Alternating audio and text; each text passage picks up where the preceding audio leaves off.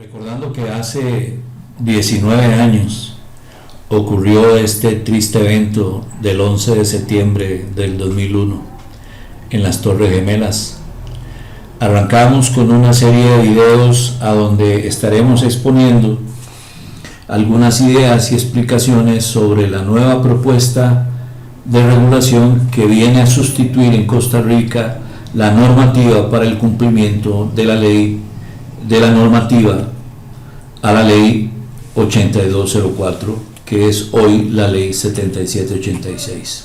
Hoy empezamos con el video número 1 y seguiremos cada 3 días agregando un nuevo video a donde abarcaremos poco a poco la temática.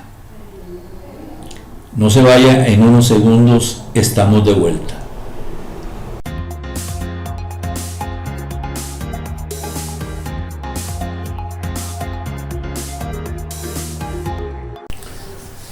Muy bien, para entrar de lleno en el tema del contenido de la propuesta que se está haciendo circular en consulta al mercado y a los interesados sobre una nueva normativa para aplicación de la ley 7786, antes 8204.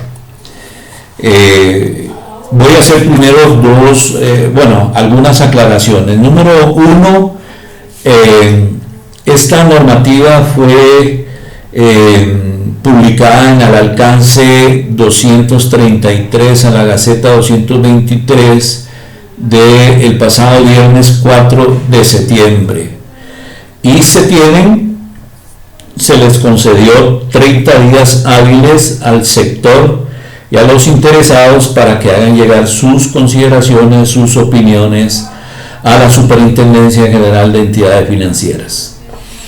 Este plazo hay que contarlo 30 días hábiles. Dentro de esos 30 días hábiles hay un feriado, ¿verdad?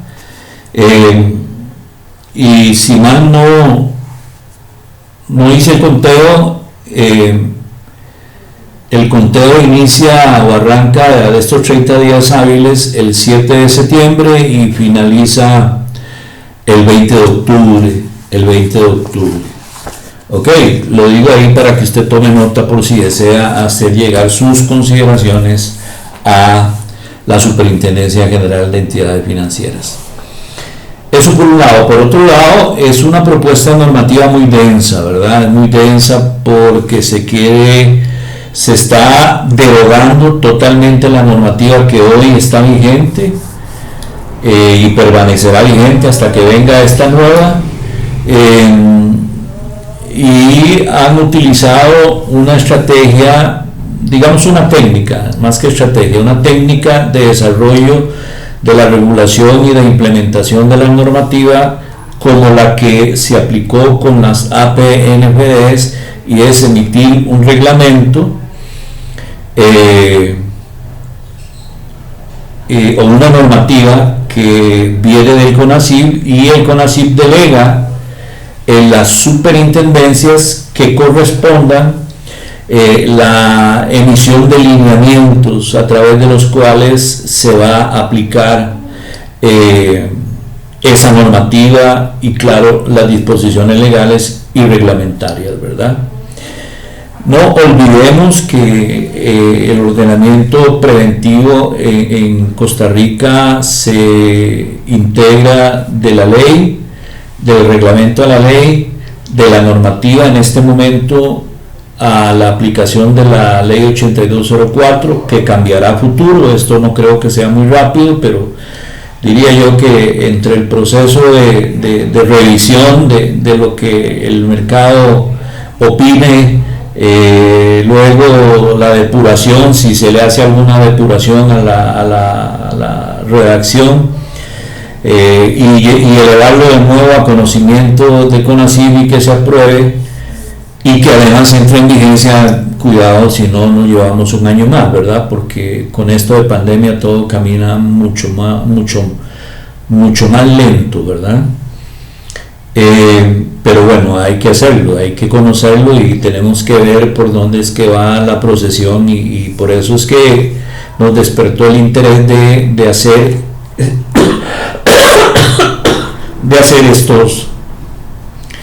estos videos, ¿verdad? Ustedes pueden obtener esta propuesta de normativa, si ya no la tienen, la pueden obtener en la página de SUGEP, en la página de normativa en consulta, y aquí la pueden bajar, ¿verdad? La pueden bajar.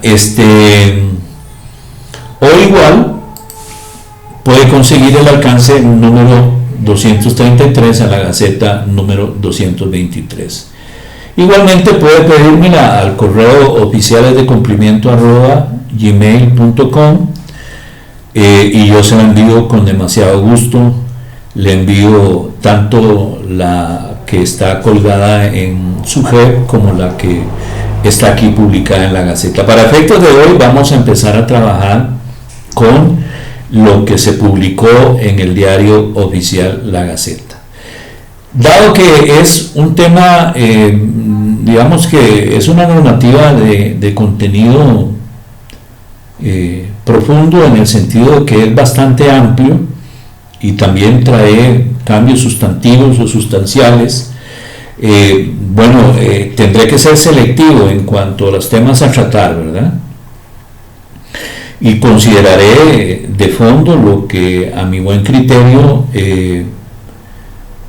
pueda haber como tal, aunque mi deseo sería ir artículo por artículo. Hoy sí lo vamos a hacer porque vamos a estar en los primeros 5 artículos, pero difícilmente podremos ir artículo por artículo. Trataremos de que sea provechoso cada uno de estos videos, y no obsta esto, es decir, existe la posibilidad de que si ustedes tienen consultas específicas nos la envíen a oficialesdecumplimiento@gmail.com y vamos a desarrollar un video para aclarar esas dudas y que toda la comunidad de oficialesdecumplimiento.com se vea favorecida también, y que los colegas de otros países, los compañeros de otros países, ¿por qué no?, pues también sepan por dónde vamos y que nos aporten todas sus experiencias y su conocimiento.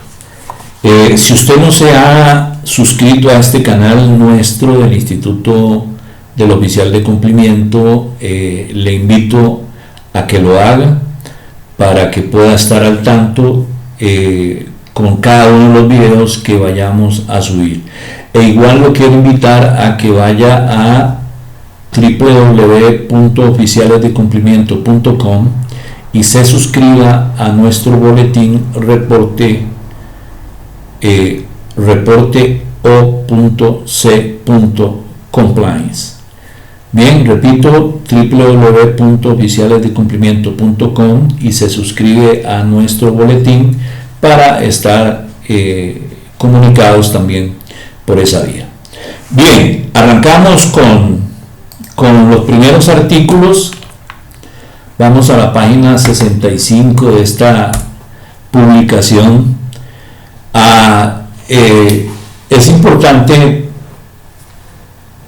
conocer los considerandos, no los vamos a ver, pero yo les sugiero que los vea, porque es el fundamento, el sustento, son los impulsores. Ahí se escribe un poco los impulsores de esta nueva reglamentación, y si usted hace una síntesis de ellos, nosotros nos vamos a enfocar básicamente en lo que es tema que nos atañe, ¿verdad?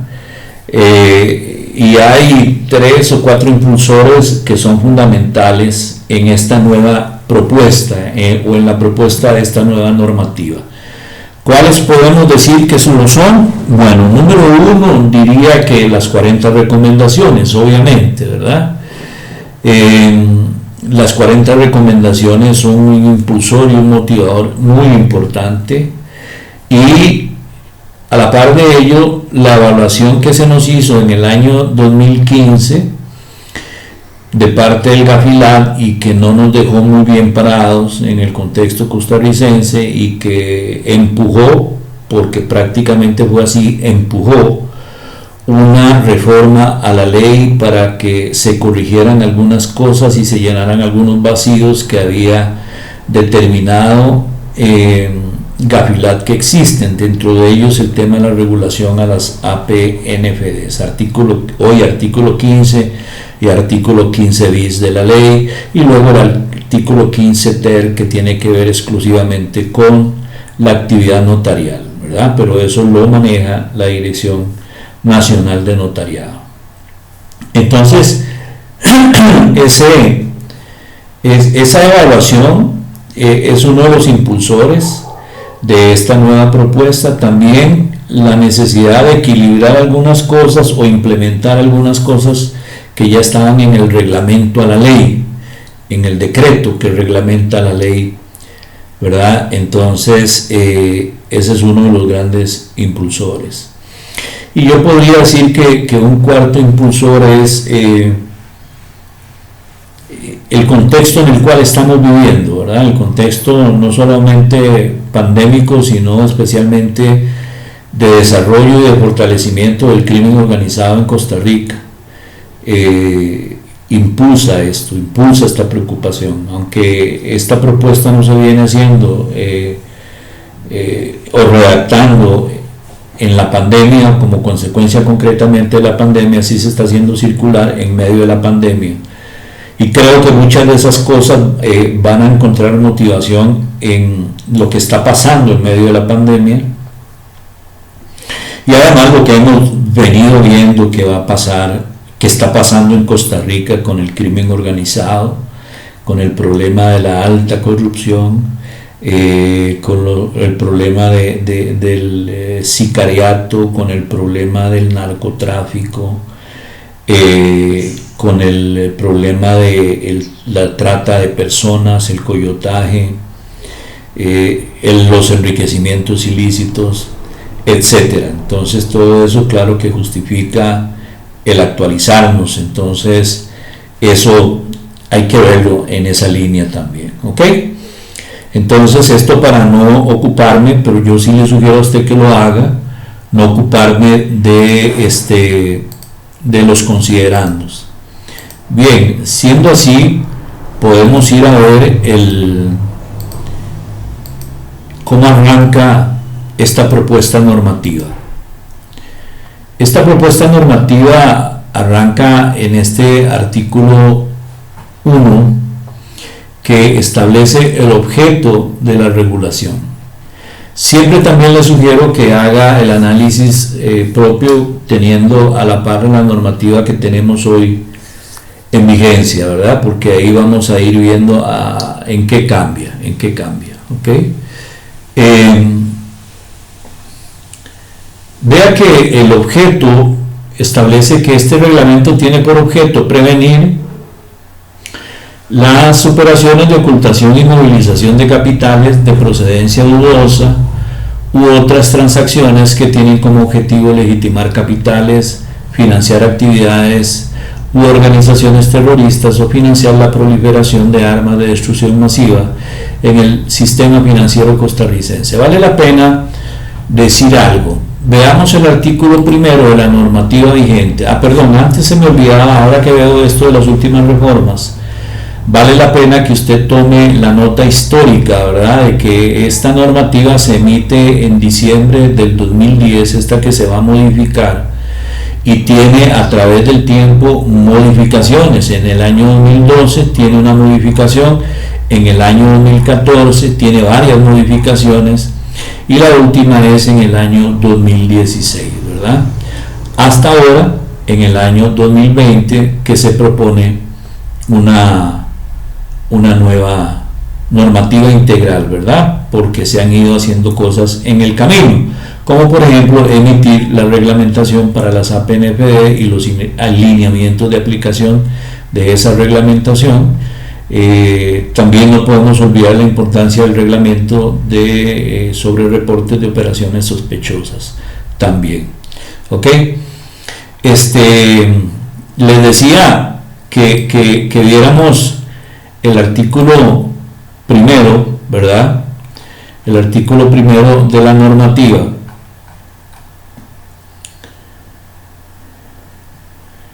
y vea usted que se agota en organizaciones terroristas, es decir, la normativa actual no habla expresamente del financiamiento a la proliferación de armas de destrucción masiva, ¿verdad?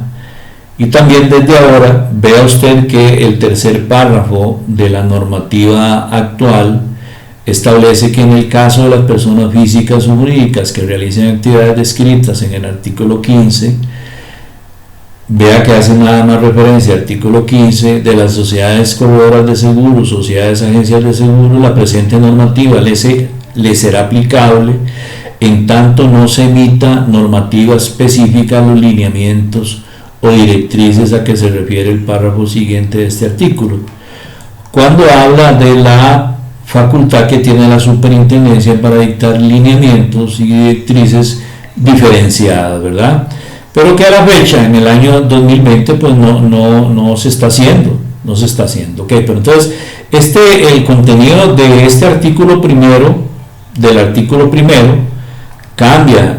Vea que es un artículo muy extenso el que tenemos en vigencia en esta línea, ¿verdad? Es muy extenso, y en la propuesta es un artículo más concentrado en el tema del objeto, pero vale la pena dejar claro de que incorpora el tema de financiar o del financiamiento a la proliferación de armas de destrucción masiva. Entonces es importante que tengamos claro de que la línea de la ley 7786, la línea del reglamento y la línea de la normativa, así como los lineamientos generales, va en las tres líneas, ¿verdad? Número 1,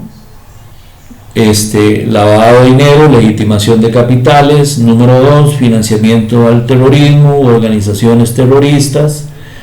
Y número 3, financiamiento a la proliferación de armas de destrucción masiva. De manera que la normativa interna, desde ya se lo indico, cuando ustedes tengan que refrescarla a nivel de cada una de sus empresas a donde laboran, entonces van a tener que tomar en cuenta estas tres líneas de prevención, ¿verdad? Estas tres líneas de prevención, porque imagino que así lo va a pedir también su jefe, ¿verdad? Su jefe. Ok, vemos el artículo 2 de la propuesta y habla del ámbito de aplicación. Esta es una de las primeras cosas verdaderamente relevantes para efectos de ustedes. Para efectos de todos nosotros que estudiamos esta normativa todo el tiempo. Dice que este reglamento tiene por objeto prevenir las aplica a los sujetos obligados por el artículo 14 de la ley de estupefacientes, es decir, la ley 7786. ¿Ok? Oiga bien, a los sujetos obligados por el artículo 14. ¿Consecuencia de qué y qué implica esto? Lo que implica esto es que esta normativa se va a aplicar única y exclusivamente a los regulados por su JEP, los supervisados por su JEVAL, los supervisados por su GESE y los supervisados por su PEN. ¿Por qué? Porque los artículos 15 y 15 bis ya tienen su normativa y tienen sus lineamientos de aplicación general. Entonces estamos dando un paso que hace muchos años nos pidieron en las 40 recomendaciones, y es especializar la normativa de acuerdo a la actividad principal del sujeto obligado, de acuerdo al tamaño, a su cartera, a sus condiciones y obviamente a su riesgo respecto o frente al lavado de dinero, financiamiento al terrorismo y hoy financiamiento a la proliferación de armas de destrucción masiva. Entonces podemos decir que con esta normativa ya damos un gran paso hacia la especialización de la regulación y consecuentemente a la especialización de la fiscalización y de la supervisión por parte de los 4 reguladores públicos que tenemos en este momento, ¿verdad? Entonces, esta norma va a ser aplicada. Vea lo que dice.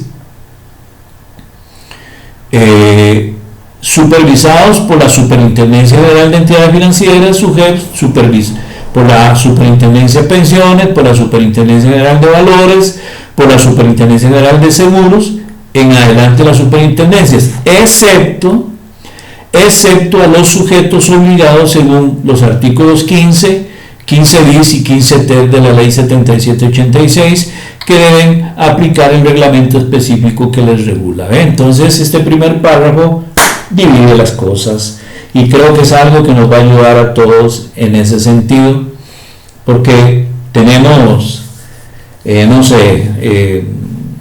19 años más o menos de estar en un ambiente medio gris, medio oscuro, de saber si esto le aplica a aquello, qué es lo que le aplica a cada quien, y entonces eso se vuelve complicado. Ya cuando vienen las figuras nuevas obligadas del artículo 15 y 15 bis, con mayor razón, ¿verdad? Entonces, por eso es que se ha corrido más en la emisión de una nueva normativa y nueva reglamentación.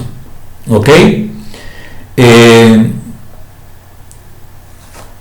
Este artículo también nos deja claro de que todo lo relacionado con grupos financieros y conglomerados, ¿verdad? Grupos financieros y conglomerados financieros supervisados por la superintendencia vienen metidos en esta regulación, ¿verdad? Vienen metidos en esta regulación. Y vea que deja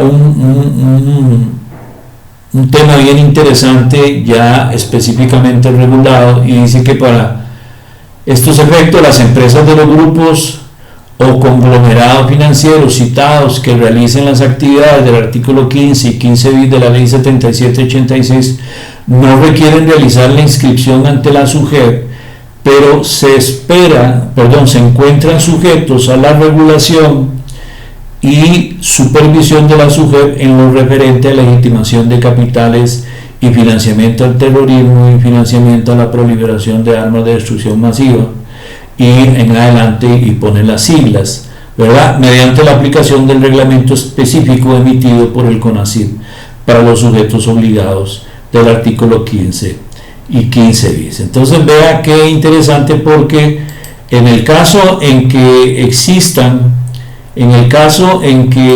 dentro de un conglomerado financiero o un grupo financiero existan empresas que se dedican a las actividades del artículo 15 y 15 bis, como por ejemplo lo de las tarjetas de crédito, ¿verdad? Y dentro de ellas se dedican a eso, número uno, les dicen no es necesario que se inscriban ante SUGEP, pero SUGEP sí los va a seguir regulando. Entonces se mantiene esa línea de supervisión,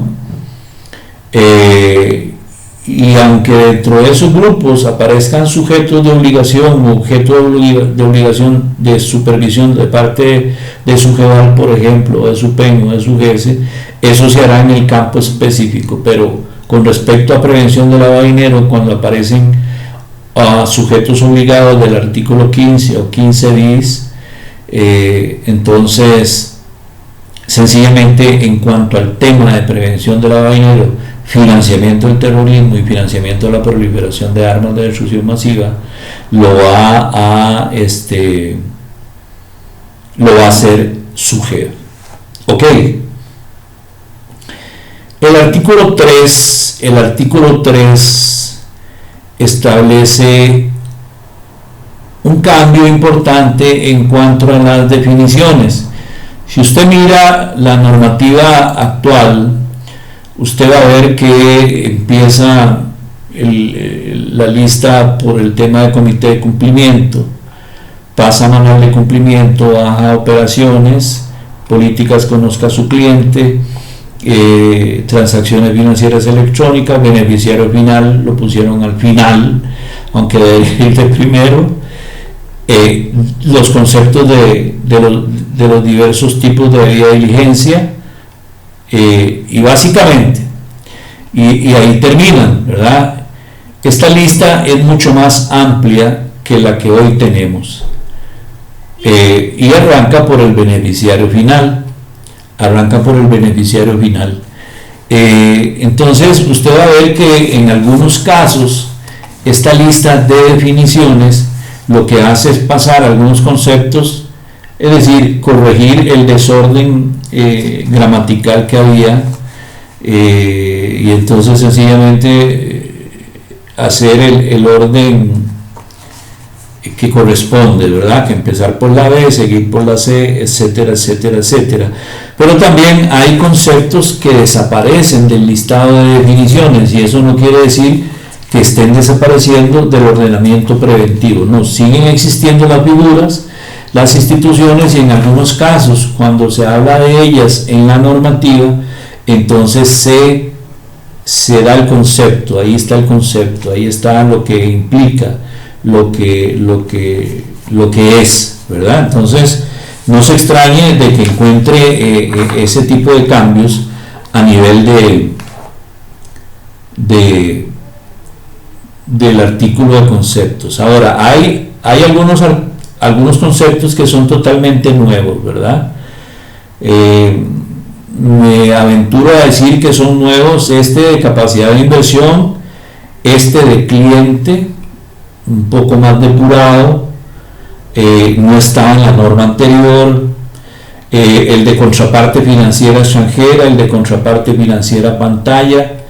Es posible que algunos de estos estén en el reglamento, ¿verdad? No estoy haciendo ese ejercicio al mismo tiempo, si no nos perdemos totalmente. El corresponsal no bancario, y todos los conceptos aquí de debida diligencia se depuran, se corrigen, se actualizan. Por ejemplo, el de debida diligencia reforzada se actualiza en su concepción, también el de debida diligencia simplificada se actualiza en su concepto, ¿ok? Este concepto de formulario, aunque ya lo conocemos, pues se incluye técnicamente en este artículo de definiciones. El tema del manual de cumplimiento tiene una variación importante. Se trata de simplificar, ¿verdad? Se trata de simplificar y lo establece como programas y procedimientos elaborados por el sujeto obligado, aprobados por el órgano de dirección para la prevención del riesgo de legitimación de capitales, financiamiento al terrorismo y financiamiento a la proliferación de armas de destrucción masiva, de conformidad con el ordenamiento jurídico. La definición que había antes era más amplia. Creo que esta ayuda más en la simplicidad, y en el resumen ayuda más, ¿verdad? Incluye la nueva de medidas preventivas, incluye una modificación, una mejora, en mi opinión, del oficial de cumplimiento, del concepto de oficial de cumplimiento. Vea qué interesante el concepto que deja aquí, porque deja de una vez algunas características que debe tener ese funcionario y que la alta administración del sujeto obligado ya debe de ir tomando en cuenta, porque desde hace años debió de tomarlo en cuenta y se ha ido haciendo un poco de oídos sordos, ¿verdad? Dice funcionario o colaborador designado por el órgano de dirección del sujeto obligado con rango jerárquico, oiga bien, con rango jerárquico que posea autoridad, independencia y autonomía en la toma de decisiones para coordinar los programas y procedimientos relacionados con la prevención del riesgo de LC, FT, FPA, DM. Tenemos que aprender a acostumbrarnos a ver estas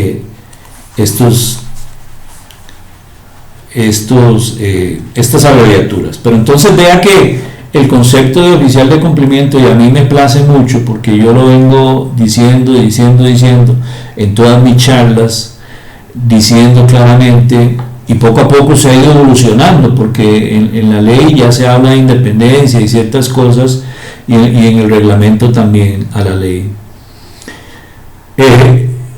habla de autoridad, no le dice el cargo que tiene que darle, lo veremos adelante cuando veamos al oficial de cumplimiento, si le da o no le da, si oficializa o no oficializa su nomenclatura, pero independientemente del nombre que le dé, sí deja claro que debe tener autoridad, independencia y autonomía en el ejercicio de su función.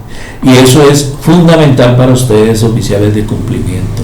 Eso es fundamental. Se incluye el concepto de oficialía de cumplimiento, que me parece muy bien. Se mantiene los conceptos de los diferentes tipos de operaciones inusuales y sospechosas, ¿verdad?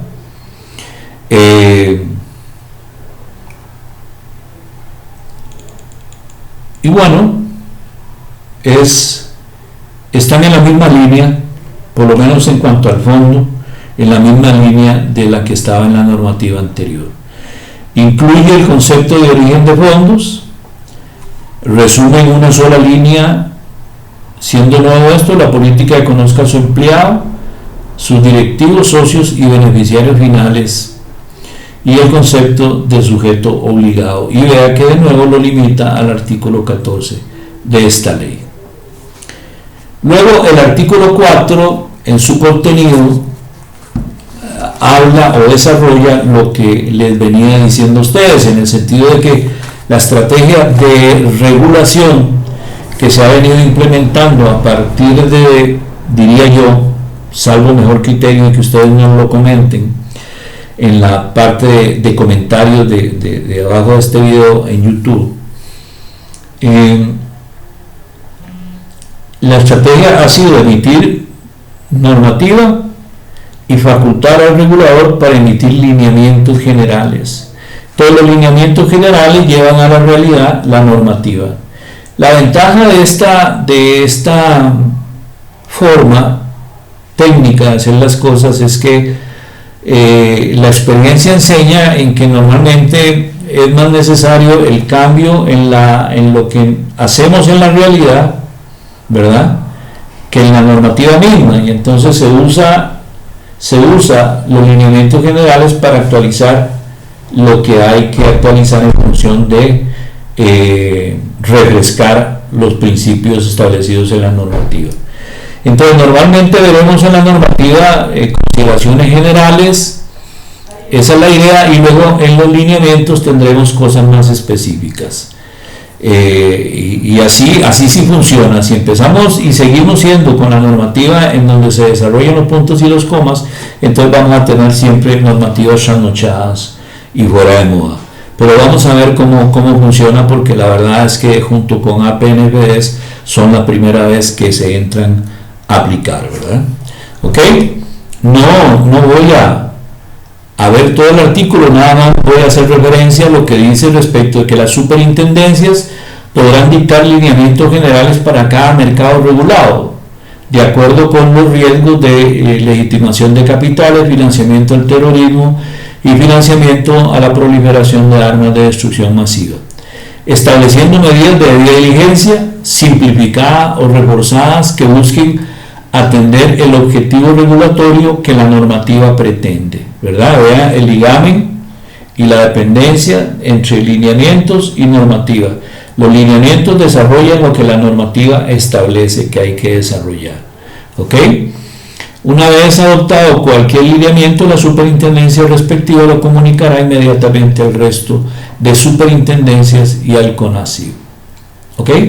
Entonces ese es el estilo, la forma técnica en la que se seguirá trabajando en la emisión y actualización del ordenamiento preventivo en Costa Rica, ¿verdad? ¿Ok?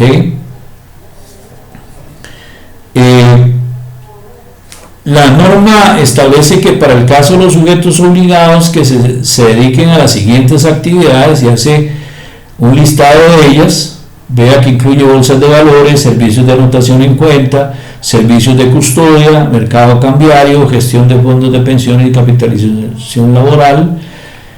La superintendencia respectiva podrá emitir lineamientos específicos para establecer las condiciones sobre el cumplimiento de lo regulado. Entonces, Sugeval emitirá para bolsas de valores, Sugeval deberá emitir para servicios de anotación en cuenta, para servicios de custodia, Sugep para el mercado cambiario, gestión de fondos de pensión, SUPEN, y así sucesivamente. Esa es la idea, ir especializando la normativa en función del órgano supervisor y de la actividad del supervisado, ¿verdad? Entonces vamos a encontrar que también los puestos de bolsa irán en esa línea, ¿verdad? Todos los operadores del mercado de valores irán en esa línea, los de los operadores de seguros también, los operadores de pensiones, los intermediarios financieros también. Entonces, tomemos nota de esa especialidad y cómo se va a llevar a cabo, cómo se va a llevar a la realidad, ¿verdad?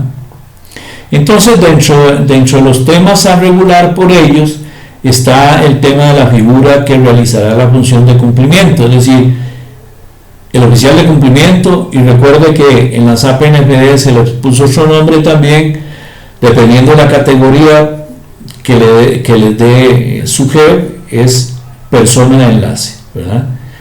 En sustitución de los puestos de oficial de cumplimiento titular y o del oficial de cumplimiento adjunto, es decir, podría existir la posibilidad de que dejemos de hablar de estas dos figuras que tradicionalmente hablamos.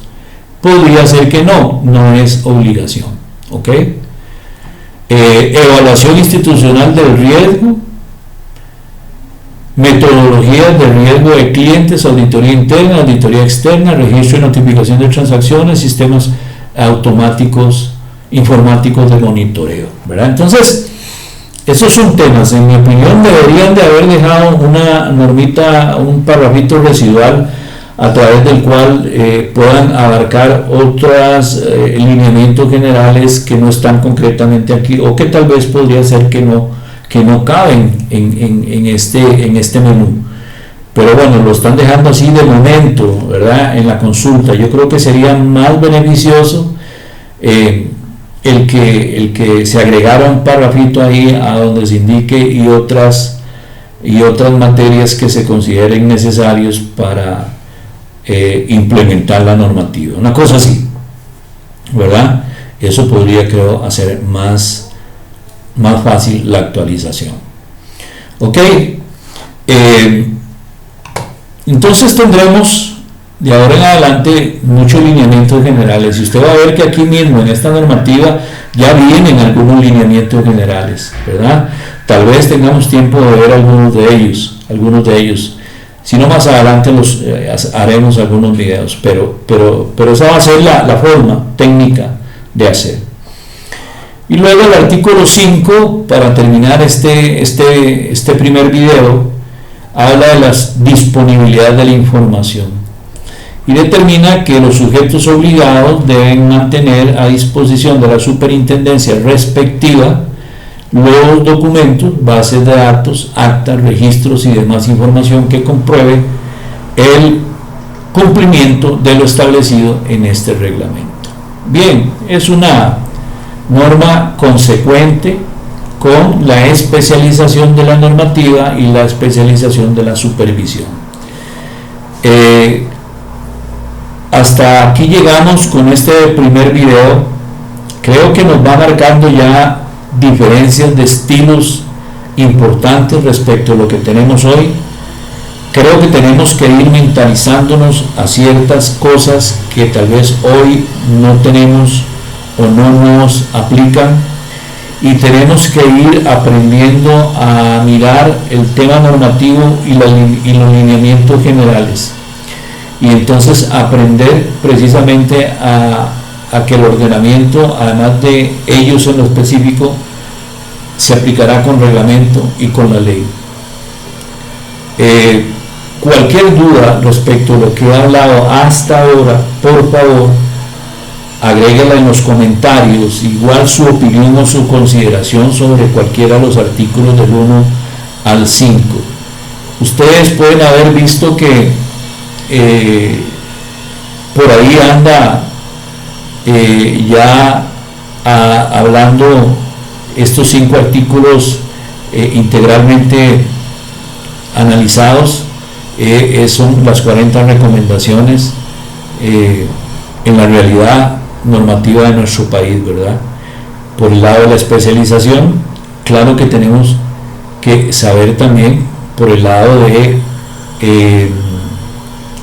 el enfoque basado en riesgo, que más adelante lo analizaremos, pero la redacción de cada artículo nos hace llegar el mensaje del enfoque basado en riesgo, y el tema no se resuelve, es decir, cambia totalmente de pasar a una etapa en donde solamente nos preocupamos por el cumplimiento, ahora a autoestablecer todo lo que es el apetito de riesgo en este tema, y entonces que todas las regulaciones internas y todos los mitigadores estén en función de eso. Repito, cualquier duda, por favor, cualquier comentario, hágalo llegar y vamos a estar saliendo. Ahora vamos, en el próximo video vamos a estar viendo el capítulo segundo, que es lo que tiene que ver con gobernanza y órganos de control, es decir, con lo relacionado con el gobierno corporativo. Su asesor, capacitador y amigo, licenciado William Chinchilla, se despide por ahora. Muchas gracias por estar con nosotros. Por favor, comparta el link con otros colegas, ¿verdad? Y empiece a hacer sus anotaciones. No se olvide de inscribirse o suscribirse a este canal de YouTube para que pueda estar al tanto de cada uno de los videos que subamos y de nuestro boletín en oficialesdecumplimiento.com. Mi deseo es que Dios le esté bendiciendo en absolutamente todo. Hasta pronto.